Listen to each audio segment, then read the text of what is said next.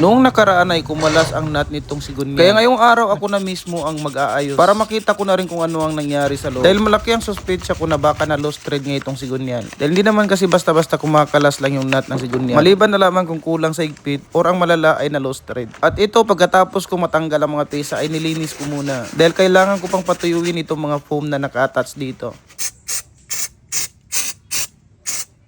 Ginamitan ko na lang ng metal cleaner para mas mabilis at madaling matanggal itong mga dumi. Nanikit na talaga yung dumi dahil simula nang nabili ko to ay hindi pa nalinis. Napilitan lang talaga akong ipadala ito sa mekaniko dahil wala pa akong oras na. Medyo nadismaya lang ako na makita kung baliktad yung pagkakakabit ng belt. Bawat bola ay mayroong marka na makikita na ganito.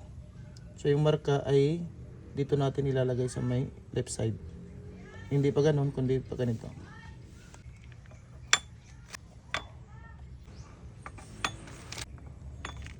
Yan.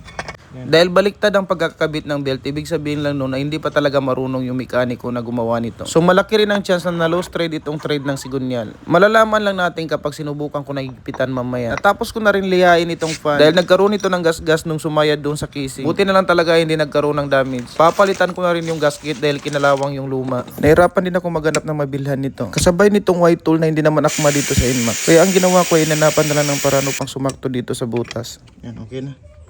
At nang subukan ko ng kunin ng tamang torque hindi talaga umabot. Ibig sabihin ay totoo talaga yung hinala ko na ng lost thread itong sigunyan. Ibabalik ko muna itong casing dahil siguradong mahaba-habang trabaho ito. Kailangan ko muna magluto ng aming panghapunan.